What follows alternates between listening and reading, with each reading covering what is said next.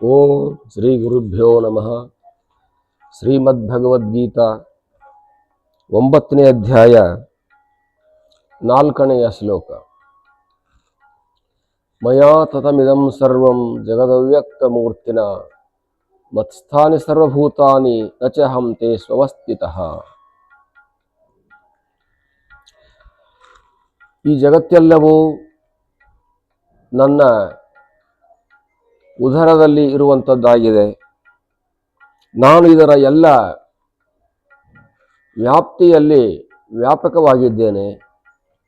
ಆದರೆ ಇದೆಲ್ಲವೂ ನನ್ನೊಳಗಿದ್ದರೂ ನಾನು ಅದರೊಳಗಿದ್ದರೂ ಯಾವ ಸಂಬಂಧದ ಲೇಪವನ್ನಾಗಲಿ ಲೋಪವನ್ನಾಗಲಿ ಹೊಂದುವುದಿಲ್ಲ. ನಾನು ಈ ಜಗತ್ತೆಲ್ಲವನ್ನ ಅವ್ಯಕ್ತ ರೂಪದಿಂದ ವ್ಯಾಪಿಸಿರುತ್ತೇನೆ. ನನ್ನನ್ನು ಈ ಎಲ್ಲ ಜೀವಿಗಳು ಅವಲಂಬಿತವಾಗಿ ಜೀವಿಸಿಕೊಂಡಿದ್ದಾವೆ. ನಾನು ಮಾತ್ರ ಯಾವುದನ್ನು ಅವಲಂಬಿಸಿಕೊಂಡಿಲ್ಲ. ಎಲ್ಲ ಜೀವಿಗಳು ನನ್ನನ್ನು ಅವಲಂಬಿಸಿಕೊಂಡಿವೆ. ನಾನು ಎಲ್ಲದರಿಂದಲೂ ಕೂಡ ಭಿನ್ನವಾಗಿ ಬೇರೆಯಾಗಿ ಇರುವಂಥವನಾಗಿದ್ದೇನೆ. ಹೇಗೆ ಒಂದು ಹೂವಿನ ಹಾರದ ದೃಷ್ಟಾಂತವನ್ನು ನೆನಪಿಸಿಕೊಂಡಾಗ ಅನುಭವಕ್ಕೆ ಬರುತ್ತದೆ. ಎಲ್ಲ ಹೂಗಳು ಆ ದಾರವನ್ನು ಅವಲಂಬಿಸಿಕೊಂಡಿರ್ತಾವ. ಆ ದಾರವು ಯಾವ ಹೂವನ್ನು ಅವಲಂಬಿಸಿಕೊಂಡಿರೋದಿಲ್ಲ. ಆ ದಾರದಲ್ಲಿ ನೂರಾರು ಸಾವಿರಾರು ಹೂಗಳು ಇರ್ತಾವ. ದಾರವು ಮಾತ್ರ ಯಾವ ಹೂವಿನಲ್ಲಿಯೂ ಕೂಡ ಇರೋದಿಲ್ಲ.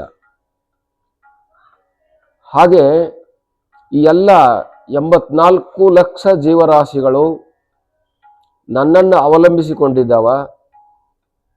ಇವೆಲ್ಲವೂ ನನ್ನೊಳಗೆ ಇದ್ದರೂ ಕೂಡ ನಾನು ಇವುಗಳಿಗೆ ದಾರದಂತೆ ಅನಿಸೂತವಾಗಿದ್ದರೂ ಕೂಡ ನಾನು ಇವುಗಳನ್ನು ಅವಲಂಬಿಸಿಕೊಂಡಿಲ್ಲ.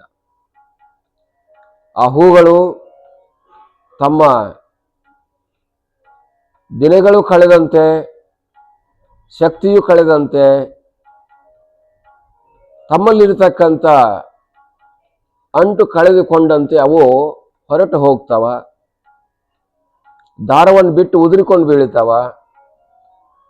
ದಾರವು ಮಾತ್ರ ಯಾವ ಹೂವಿನ ಜೊತೆಯಾಗಲಿ ಎಲೆಯ ಜೊತೆಯಾಗಲಿ ಉದುರಿಕೊಂಡಾಗಲಿ ಮತ್ತು ಕಳಚಿಕೊಂಡಾಗಲಿ ಬೀಳೋದಿಲ್ಲ. ದಾರವು ಹಾಗೆ ಇರುತ್ತದೆ. ಹೂಗಳು ಉದುರುತ್ತವೆ, ಬೀಳುತ್ತವೆ.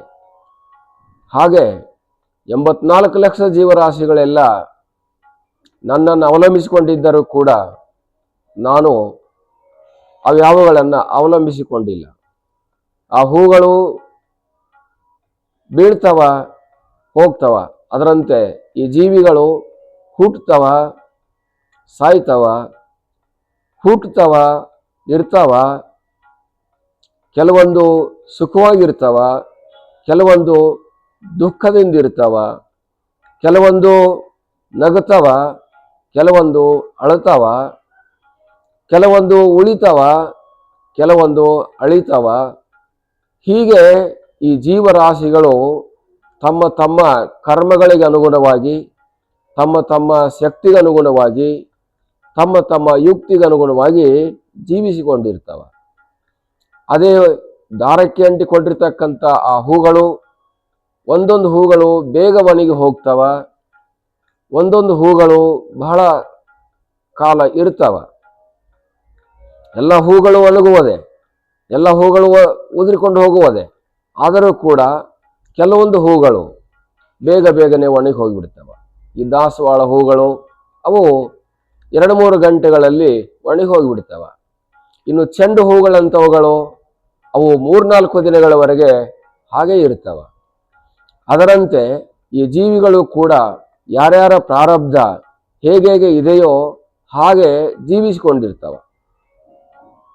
ಇವುಗಳ ಕರ್ಮ ಯಾವ ಥರ ಇದೆಯೋ ಆ ಥರ ಬದುಕ್ತವ. ದೀರ್ಘವಾಗಿರುವಂಥ ಕರ್ಮ, ಪ್ರಬಲವಾಗಿರುವಂಥ ಪ್ರಾರಬ್ಧ ಇದ್ದರೆ ಹೆಚ್ಚು ಕಾಲ ಬದುಕ್ತಾವ. ದುರ್ಬಲವಾಗಿರುವಂತಹ ಪ್ರಾರಬ್ಧ ಮತ್ತು ಕಡಿಮೆ ಕರ್ಮ ಇದ್ದರೆ ಅವು ಬೇಗನೆ ಪ್ರಾಣವನ್ನ ಬಿಡ್ತಾವ ಮತ್ತು ಲೋಕಾಂತರಗಳಿಗೆ ಹೋಗ್ತಾವ. ಈ ರೀತಿ ಈ ಪ್ರಾಣ ಕರ್ಮಗಳ ವ್ಯವಹಾರ ಪ್ರಾರಬ್ಧ ಕರ್ಮಗಳನ್ನು ಅನುಸರಿಸಿಕೊಂಡು ನಡೆಯುತ್ತದೆ. ಪ್ರಾರಬ್ಧ ಕರ್ಮ ಅನ್ನುವಂಥದ್ದು ಹಿಂದಿನ ಜನ್ಮಗಳಿಂದ ಕಟ್ಟಿಕೊಂಡು ಬಂದಿರುವಂತಹದ್ದು.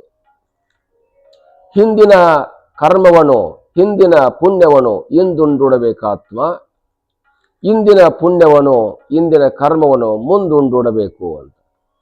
ಹಿಂದೆ ಮಾಡಿದ ಜನ್ಮದಿಂದ, ಹಿಂದೆ ಮಾಡಿದ ಕರ್ಮದಿಂದ ಒದಗಿ ಬಂದೇನು ತಾಯಿ ಉದರದಲ್ಲಿ ಅಂತ ಸ್ತೋತ್ರ ಇದೆ. ಹಾಗಾಗಿ ಹಿಂದೆ ಮಾಡಿರ್ತಕ್ಕಂಥ ಕರ್ಮಗಳೇ ಇವತ್ತು ನಮಗೆ ಸುಖವನ್ನಾಗಲಿ, ದುಃಖವನ್ನಾಗಲಿ, ಸ್ಥಾನವನ್ನಾಗಲಿ, ಮಾನವನ್ನಾಗಲಿ, ಗೌರವವನ್ನಾಗಲಿ, ಆದರವನ್ನಾಗಲಿ, ಸುಖ ಸಂತೋಷಗಳನ್ನಾಗಲಿ, ದುಃಖ ದುಮ್ಮಾನಗಳನ್ನಾಗಲಿ ಕೊಡುವಂಥವುಗಳಾಗ್ತಿವೆ. ಹಾಗಾಗಿ ಮನುಷ್ಯನು ಉತ್ತಮ ಕರ್ಮಗಳನ್ನು ಮಾಡಿ, ಉತ್ತಮ ಕೆಲಸಗಳನ್ನು ಮಾಡಿ, ಪುಣ್ಯಕರ್ಮಗಳನ್ನು ಮಾಡಿ ಮುಂದಿನ ಜನ್ಮಕ್ಕಾದರೂ ಕೂಡ ಉತ್ತಮವಾದಂಥ ಸದ್ಗತಿ ಅವಕಾಶಗಳನ್ನು ಪಡೆಯಬಹುದು ಅನ್ನುವಂಥ ಅಭಿಪ್ರಾಯವನ್ನು ಇಲ್ಲಿ ಹೇಳ್ತಾ ಇದೆ. ಹರಿ ಓಂ ತತ್ಸತ್.